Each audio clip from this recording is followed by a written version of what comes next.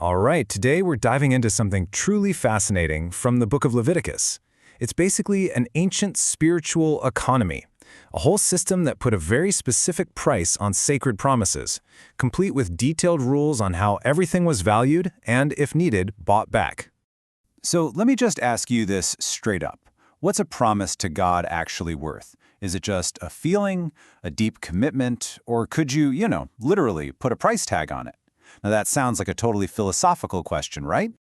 Well, believe it or not, for ancient Israel, the answer wasn't philosophical at all. It was incredibly concrete. They had an actual detailed price list for vows. Let's dig into how this whole thing worked. We're calling this the vow economy, and it's all based on this concept of the singular vow from Leviticus 27. The idea was that a person could dedicate someone or something, a person, an animal, a house, to the sanctuary. But what if you changed your mind or needed to buy it back? Well, that's where the rules come in, and things get really interesting. And just so we're clear, everything we're about to talk about comes directly from this one chapter. We're not interpreting things loosely here. This stuff reads like a straight-up legal code for religious promises. So to make sure a system like this is fair and consistent, you need a standard currency, right? For them, it was the shekel of the sanctuary. Every single valuation we're going to look at was measured in these silver coins. It created a level playing field for everyone. Now here is where it gets kind of wild. How in the world do you put a price on a person who's been dedicated in a vow? You might think it'd be based on their job or social status, but nope. The text gives us a surprisingly specific fixed-rate table. Just take a look at this breakdown. What's so fascinating is that a person's value in this system had nothing to do with their skills or their wealth. It was based strictly on two things: age and sex. A man in his prime, say between 20 and 60 years old, was valued at 50 shekels. A woman in the same age bracket, 30 shekels. And you can see how these values shift across the different stages of life, likely reflecting the economic or societal roles people held back then. But okay, what if you were poor and simply couldn't afford that fixed rate? Were you just out of luck? Actually, no. The system had this incredible provision built right in. You could go to the priest, and he had the authority to adjust the price based on what you could actually afford. So it was a standardized system, but it also had this measure of mercy baked into it.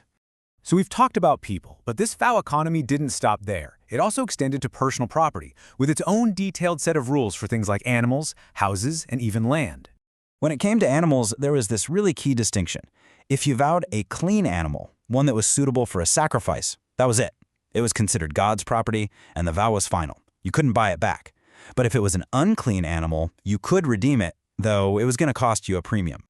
And that redemption process was the same across the board for property. It was a simple three-step deal. First, the priest would estimate the item's value. Second, you'd pay that full value. And third, you had to add a 20% penalty on top. You could almost think of it as a tax for changing your mind. I get this. The system was even sophisticated enough to account for long-term economics. When it came to land, the value wasn't just about how good the field was, it was also about time. The price was actually prorated based on how many years were left until the next Jubilee, that big 50-year cycle when all land would automatically return to its original family. Pretty advanced stuff. Okay, so it seems like almost anything could be redeemed as long as you were willing to pay that 20% fee, right? Well, not quite. There were a few things that were considered so holy, so completely set apart, that redemption was totally impossible. First off, you couldn't vow the firstborn of an animal because it was considered to belong to God automatically. But then there was this other, extremely serious category of something called a devoted thing. And trust me, this was a whole different ballgame from a regular vow. And just look at how stark this comparison is. A regular vow, you redeem it with a penalty. But a devoted thing was called most holy, and it was completely irrevocable. And if that devoted thing happened to be a person, the consequence was absolute. They could not be redeemed. Now, running parallel to this whole system of voluntary vows was another required economic structure, the tithe. This wasn't a special promise you made. This was a required contribution, and it had its own very specific set of rules.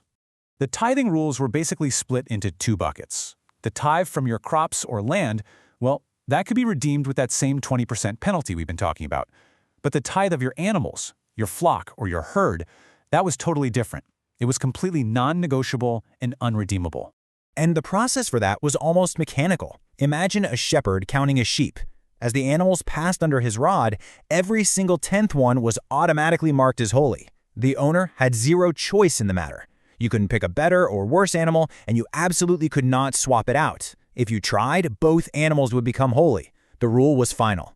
So we've just walked through this incredibly complex spiritual economy, full of price lists, penalties, and permanent, unchangeable rules. And it leaves us with this pretty profound question to think about.